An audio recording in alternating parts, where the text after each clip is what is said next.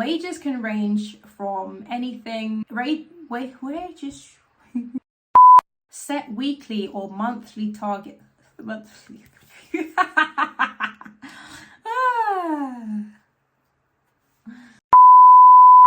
Finding and training a capable virtual assistant is one of the smartest things that you can do to grow your business. By delegating tasks that are eating up your time, you can focus on the revenue generating activities that will help your business scale. I'm going to share with you the following: why hire a virtual assistant, where to hire a virtual assistant, the types of tasks that I delegate to my virtual assistant, how I give them tasks and briefs, how I train them, and creating videos to use again and again, how to pay your virtual assistant and set up a payment schedule, building a team and scaling up even further. I also share some frequently asked questions about hiring a virtual assistant and share some templates for posting job listings, as well as 2 sample contracts that you can use and edit for your own business. Why you should hire a virtual assistant. There is an endless list of reasons why you should hire a virtual assistant, but the main one is to scale your business by taking on some of the tasks that are eating up your time. With an extra 40 hours a week, you can focus on the high leverage activities that will help you grow your business, while the menial yet important tasks are taken care of by your virtual assistant. Even those things that you think nobody else in the world can do,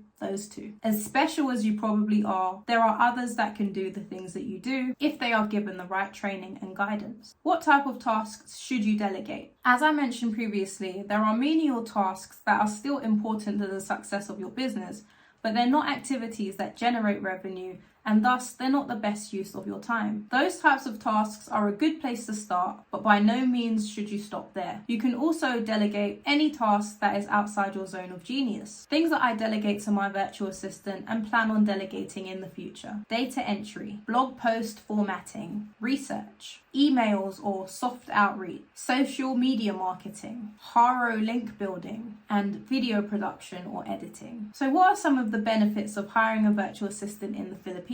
The exchange rate. The Philippine peso is much weaker than most major currencies, which means that your money will go further when you hire a Filipino virtual assistant. This is not a bad thing. All it means is that the deal is more favorable to both parties. The time zone. Another significant advantage when you hire a Filipino virtual assistant is a time zone difference. One of my VAs works for me part-time and begins her shift in the evening after her other job. She begins our work at 9 a.m. my time, which is perfect. Language. The Philippines is an English-speaking country, which means that communication is not a problem. Filipino virtual assistants are also highly educated, and many of them have college degrees or are students looking for a means of supporting their studies. The quality of work. I'm happy to report that I've had nothing but positive experiences with my virtual assistant, except for that one time. They are hard workers who take pride in their work and are always willing to go the extra mile to get the job done. The internet speed. This is one of those things that you don't know is an issue until you experience it. I've hired virtual assistants from various places around the world, and I've had to deal with things like power cuts or unstable internet connections. This can cost a lot of time and money. So what are the disadvantages of hiring a virtual assistant in the Philippines? While disadvantages are few, there are still things to consider when hiring a virtual assistant. Cultural differences. There are bound to be some, depending on where in the Philippines your virtual assistant is from. But generally speaking, Filipino culture is very friendly and hospitable, but there are some regional differences that you should be aware of. You shouldn't just assume that because they get your jokes, they'll understand your sarcasm or phrases specific to your culture. Although I wouldn't really class cultural difference as a disadvantage, but rather something to be aware of, especially when you're communicating. But be patient. It's not personal. Explain things thoroughly and be prepared to answer questions. Decline in attitude, and this may be down to the employer and lack of moral support from you, the employer, more than anything else. This is why it's important to connect with your virtual assistant on a personal level to maintain that relationship and keep them motivated. I found that the best way is to have regular video calls in addition to the usual messaging channels like WhatsApp. This way you can get to know each other on a personal level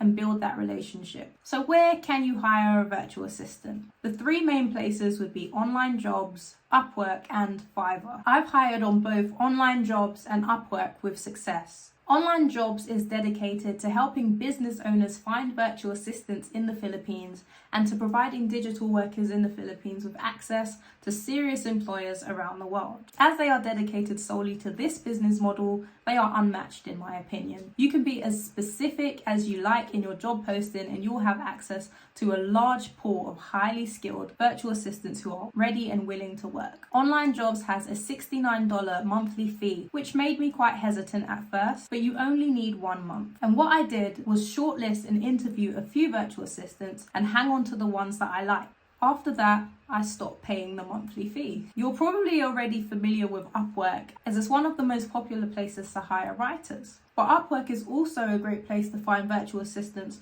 from all around the world, not just the Philippines. One of the biggest benefits of Upwork is the volume of candidates. However, this is also a con because it can make it difficult to find that needle in a haystack. Fiverr is another popular freelancing platform, but in my opinion, I've not had as much luck finding high quality virtual assistants on there. What is the cost of hiring a virtual assistant? Depending on where you hire, the cost will work out a bit differently. For example, if using Upwork or Fiverr and transacting on their platform, both you and your virtual assistant will need to account for a transaction fee. The good news is that in general, the cost of hiring a virtual assistant in the Philippines is quite reasonable.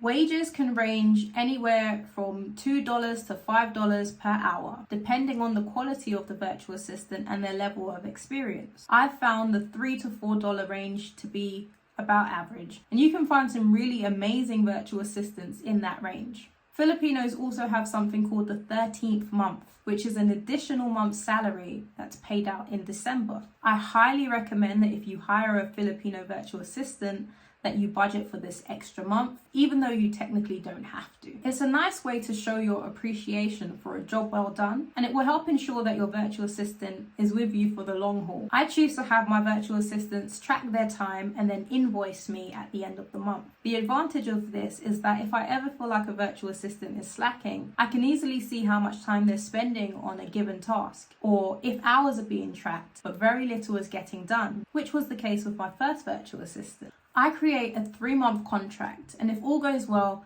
we have the option to move to a set wage of either part-time or full-time. How I manage my virtual assistants and their tasks. I keep it very simple. Google Sheets, Plutio, which is similar to ClickUp, WhatsApp, Descript. I honestly couldn't train my virtual assistants effectively without Descript. This tool allows you to record yourself, transcribe, and then edit the transcription directly. It's free to use to do all of the above, but I have a paid plan because I use other tools like the transcription and AI features. A virtual assistant contract. I highly recommend this. This is the most important part of the hiring process in my opinion because it outlines what to expect from both parties, the pay, the duties, the term, and anything else you want to include. But not everybody uses a contract of their virtual assistants. And again, I highly recommend it. A contract protects both the employer and the employee. Now, some red flags to watch out for. Poor communication. If the virtual assistant is hard to get in touch with or takes a long time to respond to emails, that's a red flag. Lack of organization. If the virtual assistant can't seem to stay on top of their work or keep track of deadlines, that's a problem. Inexperience. If the virtual assistant doesn't have much experience in the field you need help with, they may not be able to do a good job. If they're willing to learn, that's great, but overstating their experience is a red flag. Unreliable. If your virtual assistant has a history of missed deadlines or poor work quality, you don't want them working for you. Unprofessionalism. If the virtual assistant is rude or unprofessional in their communication, it's best to find somebody else. I know these things go without saying. So tips for getting the most out of your virtual assistant. Be clear about your expectations. Communicate regularly. Be organized, or try to be organized. Like me, I try. Be willing to let go, which is the whole point. Trust your virtual assistant. Set targets, preferably via video call. Provide feedback. Train your virtual assistant properly. This is where most people fail. If you want your virtual assistant to do a good job, you need to take the time to train them properly. This includes telling them what your expectations are, how you like things to be done, and provide any necessary resources. Again, this is why I keep banging on about Descript. I pop open Descript for even the most minor demonstration and then I share the link. Offer bonuses and incentives. One way to motivate your virtual assistant and to get them to go the extra mile is to offer bonuses and incentives. This could be a bonus for completing tasks early or going above and beyond or meeting targets. But don't be afraid to switch things up from time to time. If you feel like your virtual assistant is getting bored or isn't motivated, try changing their tasks or giving them more responsibility. Paid training time, long-term language and thinking. A lot of this falls under leadership, but it's still important to touch on. As your business grows, there'll be more demand for your time. You need to make sure you're still making time for your virtual assistants. This could be in the form of regular check-ins, like I said, video calls, or even just taking the time to say, thank you, you're doing a great job. These little things can make a huge difference in terms of morale and motivation. So that's it, guys. Those have been my tips for hiring a virtual assistant. If you're ready to scale your business, this is the best way, in my opinion, to do it. For a while, I had managed to scale up my content production by hiring writers, and I put off the idea of hiring a virtual assistant because it just seemed like a lot of work. I don't think I was ready to take on the task of training and really just teaching them how to do the task that I wanted them to do. If you want more depth, I have an entire 19-minute read, which I didn't realize was that long until I had pressed publish. But I've got an entire 19-minute read on hiring a virtual assistant, specifically in the Philippines, and scaling up your business. So if you want to check that out, just head over to arielphoenix.com. You can also get my templates and these free resources that you can download to help you with this specific thing of hiring and managing your virtual assistant. So again, if you found this video useful, please drop a comment or drop me an email, like, comment, subscribe, all of that wonderful stuff, and I'll see you in the next video.